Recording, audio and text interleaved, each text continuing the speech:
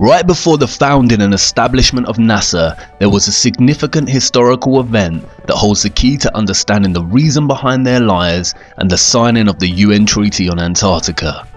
But before looking at this event, it is necessary to examine the theory of the Big Bang, and any historical reference to such a phenomena before the theory was established in 1929 by Edwin Hubble, who was influenced by the work of Albert Einstein and Georges Lemay.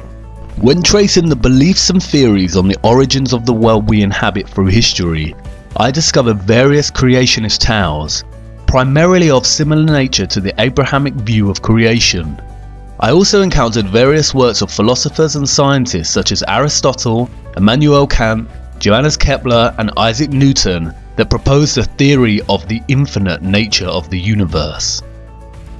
There is one text, however, that predates all of these ideas: the Kabbalah, a tradition of Jewish mysticism that can be dated back to 13th century BC, 1,000 years before Aristotle lived. In traditional understanding, it is said to originate from the time of Eden. The Kabbalah's account of the origin of the earth and universe is a complex one, but the summary of its vision can be understood through its concept of Ein Sof, which translates to unending or infinity. The Kabbalah lays out its origin story as such. In the beginning, the Ein Sof withdrew into itself, creating an empty space or vacuum, within which the forces of Din began to take on an independent life. The contraction of the Ein Sof thus resulted in a purging of the harsh Dross, which contained all elements of potential evil from the being of God. The empty space thus contained the forces of Din and a remnant, the Reshimu, or impression of the divine light. At this point, the Ein Sof emanated a ray which is represented in the first letter of the Tetragrammaton. This ray worked to organize the opposing forces that now filled this space. The opposing forces were together in a vessel no bigger than a tiny spark. This ray caused a shattering of the vessel and formed the planets and brought into manifestation the primordial man. Moses Nachmanides, a 13th century Kabbalist rabbi, summarizes this origin story, stating, "There was only one physical creation, and that creation of a tiny speck. As this speck expanded out, this substance, so thin it has no essence, turned into matter as we know it." This is strikingly similar to what we have come to know as the Big Bang. Universe Today provides a succinct summary of the Big Bang. The Big Bang hypothesis states that all of the current and past matter in the universe came into existence at the same time, roughly 13.8 billion years ago. At this time, all matter was compacted into a very small ball with infinite density and intense heat called a singularity. Suddenly, the singularity began expanding and the universe as we know it began. This is the same story. Both present the idea that in the beginning there was a vacuum and then a small speck appeared, and from there began the expansion of matter, forming the planets and the world we know today. The only difference is that Kabbalah is written in a mythological discourse and the Big Bang is constructed in scientific discourse. But stylistic language choices aside, it appears that the Kabbalah had worked out the origins of the universe a long time before Einstein, Hubble and others. This leaves us with two conclusions from this discovery. 1. Contemporary Big Bang theory has proven the Kabbalah and its teachings. All people who believe in this theory should seek out the Kabbalist rabbi to learn more about what they believe. Or 2. Contemporary Big Bang theory was stolen from the Kabbalah, in which case neither is correct and it is all a big lie. I will return to this origin story shortly, but before I do, it is essential that we look at some of the esoteric teachings of the Kabbalah. Kabbalah in Hebrew means to receive or to orally receive. The secret, esoteric teachings of its mysticism were orally taught, written in codes, numerologies and symbols. Symbolism and numerology are especially important in Kabbalistic mysticism.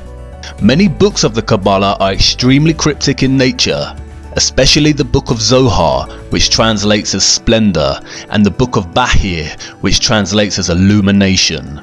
Both texts have been deemed to be coded with gematria, which is a form of numerology where letters have corresponding numbers. A well-known example of Hebrew gematria is the word chai, which translates to alive, and is composed of 2 Hebrew letters that add up to the number 18. This has made the number 18 a lucky number for Jewish people, and gifts of money in multiples of 18 are very popular. Symbols are equally important in the Kabbalah and have been used as a method of conveying meaning and their secret teachings since its inception. Some of these symbols are widely recognized. For instance, the Kabbalah Tree of Life, or the Sephirot, the Hamza, and perhaps most famously, the 6-pointed star, the hexagram, or what is now referred to as the Star of David, and the symbol adorning Israel's flag. It is found in early texts of the Kabbalah, and its earliest Jewish association dates back to the Leningrad Codex of 1008. It is this 6-pointed star that I would like to focus on now, for you see, it was not always a symbol of Israel, nor is it exclusive to Judaism. To understand the hidden history of this symbol, we must first journey to the year 1760 as Mayor Amschel Bauer returns to Frankfurt to take over his deceased father's business in money lending. Before his death and in his son's absence, Mayer's father had mounted a coat of arms on the front of the entrance to the counting house to honour its name. The sign features a hexagram against a red shield. It was because of this sign that Bauer changed his surname. Rot is German for red and Schild is German for sign, so he took the name and became known as Mayer Amschel Rothschild. As Mayer's business began to thrive due to his discovery of loaning money to governments rather than individuals, he enlisted Adam Weishaupt to create the Order of the Illuminati, which was completed and established on May 1st of 1776. Soon after, Weishaupt merged the secret doctrines of the Illuminati with the Continental Order of Freemasons, which was founded in 1717 and largely peaceful until this merge. He then went on to establish the famous Freemason lodges of the Grand Orient to be the Illuminati headquarters.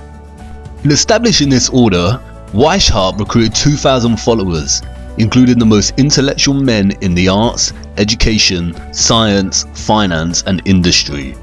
They were given the following instructions in order to gain control. Number 1. Use money and sex bribes to obtain control of men in high positions. Number 2. Colleges and universities were to cultivate students possessing exceptional abilities and train them specifically in internationalism. Number 3. All influential people were to be used as agents and placed behind the scenes of all governments as experts and specialists. Number 4. To obtain absolute control of the press. The drive for control and power soon began. Sending literature to Paris to provoke the stirrings of the French Revolution, Adam Weishaupt's courier was struck by lightning, revealing the text contained inside which outlined plans to provoke such a revolution. The Bavarian authorities seized the text and the government published the details of their doctrines in a text titled The Original Writings of the Order and Sect of the Illuminati. Unfortunately, Europe did not heed their warning and the French Revolution took place, which made the Rothschilds a lot of money due to the laws that limited Roman Church taxes.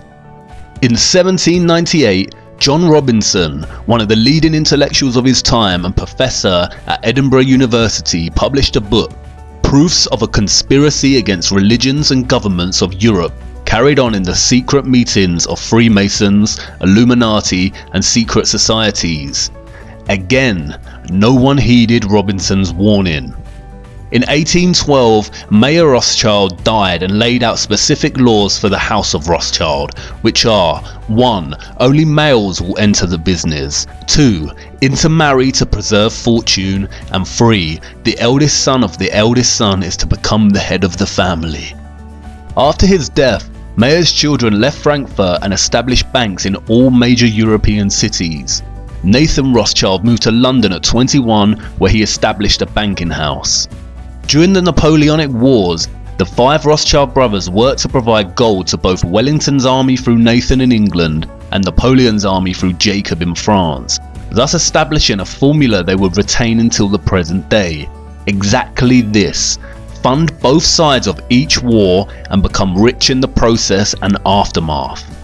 The Napoleonic War forced Britain and many other countries in Europe to borrow vast sums from the Rothschild Bank, with interest rates they would never ever be able to pay back. Furthermore, they manipulated the stock market. During the war, speculators would watch the value of Nathan Rothschild's British war bonds in an attempt to guess who would win the war. Shortly after the battle ended, and long before anyone else knew who was the victor, Rothschild began selling bonds. Everyone assumed this meant that Napoleon had won and Europe had lost. Panic selling followed, and when prices crashed, Nathan bought the majority of these bonds.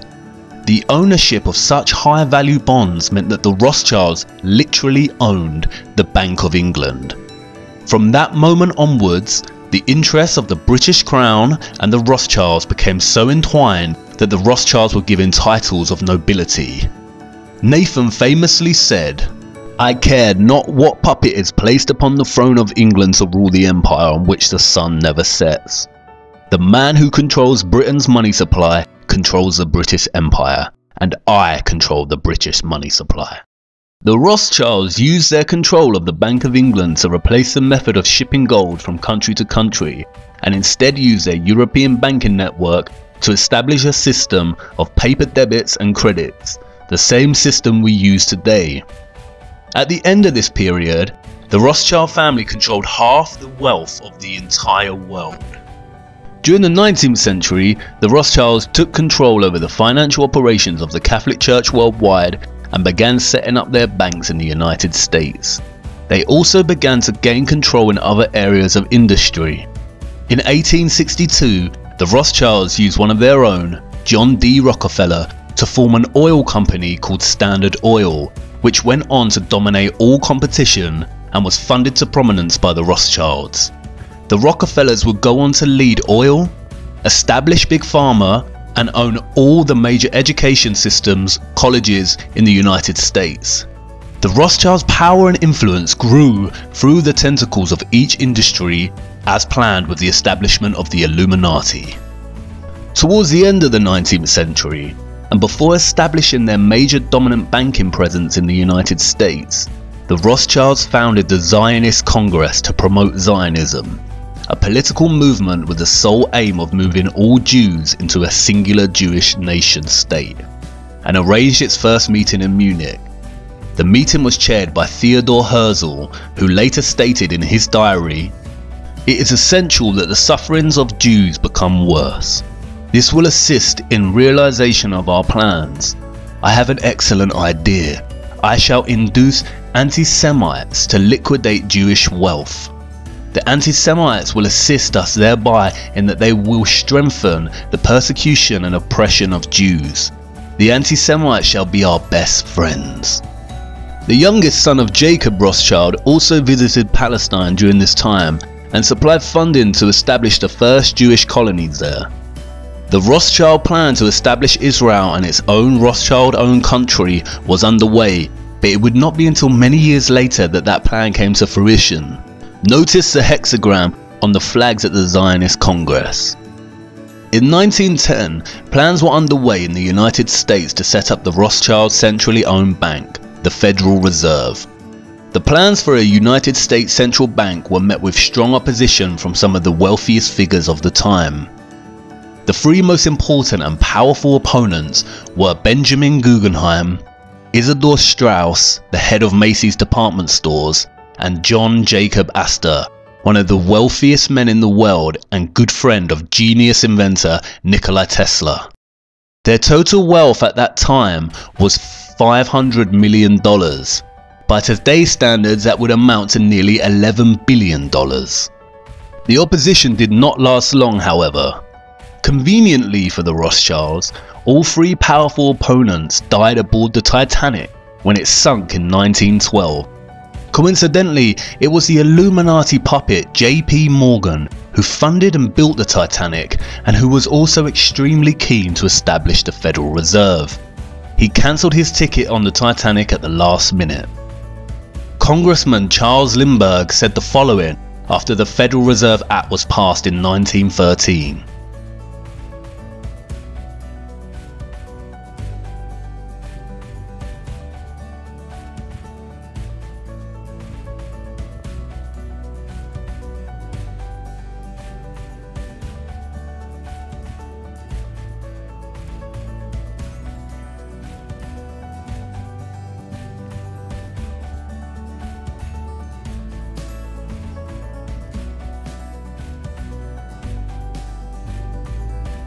The last part of this statement is especially important. From now on, depressions will be scientifically created. Like two con men working a mark, the Fed made credit easy while establishment newspapers hyped what riches could be made in the stock market. Federal Reserve meant that the dollar could now be printed outside of the government's control. It would be used to drive economic war and depressions, and was the perfect machine for eternal debt. Abraham Lincoln fought against the establishment of this method and began printing his own debt-free money, what was termed greenbacks, during the American Civil War. Similarly, JFK signed an executive order which returned the US government the power to issue currency, bypassing the Rothschilds' own Federal Reserve. What do both of these presidents have in common? They wanted to print dollars for the American people against the wishes of the Rothschild system, and both were assassinated. During World War I, we see the same Rothschild war formula play out. The German Rothschild loaned money to the German government, the British Rothschild loaned money to the British government, and the French Rothschild loaned money to the French government. During the war, and while Britain is considering Germany's offer of armistice, Louis Brandeis, the elected leader of the Executive Committee for Zionist Affairs, sends a Zionist delegate from America to Britain, with the promise to bring America on the side of the British, provided the British agree to give the land of Palestine to the Rothschilds. The Rothschilds had interest in the Far East, and having their own governed state meant that they could own their own military, which they could use on any aggressor who stood in the way of those interests. In light of this, the British Foreign Secretary, Arthur James Balfour, drafted a letter which became known as the Balfour Declaration, to none other than dear Lord Rothschild. It states that the British government would do all it can to help establish Palestine a national home for the Jewish people. In 1919, the Paris Peace Conference was held to discuss reparations that the Germans needed to pay to the victors of the war. The host of the conference was Baron Edmund de Rothschild. A delegation of 117 Zionists headed up by Bernard Baruch brought up the subject of Palestine. The Germans felt betrayed as the nation had always had good relations towards Jews. The conference was also used by the Rothschilds to float the idea of setting up a world government called the League of Nations. Bernard Baruch then went on to found the Council on Foreign Relations in the US. The first objective of the Council on Foreign Relations was to gain control of the press. This task was given to none other than John D. Rockefeller, who set up many national magazines such as Life and Time magazine. With the Rothschilds' power presence now firmly established in the US, they soon began preparations for World War II. At the same time, Adolf Hitler, the Chancellor of Germany, was driving Jews out of governmental positions. A Rothschild puppet, Samuel Untermyer, the head of American delegation and blackmailer of President Roosevelt, called for all Americans to destroy German-made products, and thus began a large propaganda campaign. Once the effects of this boycott began to be felt in Germany, the Germans, who had demonstrated no violence towards the Jews up to this point, simply began boycotting Jewish stores in the same way the Jews had done to stores selling German products in America. This is the same year that President Roosevelt ordered the Illuminati eye to be placed upon all new dollar bills, along with the Latin phrase Novus Ordo Seclorum, which means a new order of the ages. 1 year later, Swiss banking secrecy laws were reformed, and it became an imprisonable offence for any bank employee to violate bank secrecy. This is all in preparation to cover the trace of the Rothschilds as they fund both sides of the war. You see, the Rothschild-controlled US company IG Farben would go on to arm Germany in the war and produce Zyklon B, the lethal gas used in the concentration camps.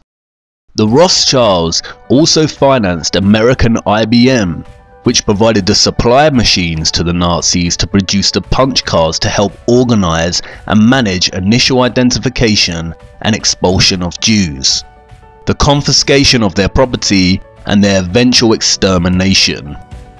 Interestingly, during this time, Prescott Bush, the father of President George Herbert Walker Bush, had his company seized under the Trade-in with the Enemy Act.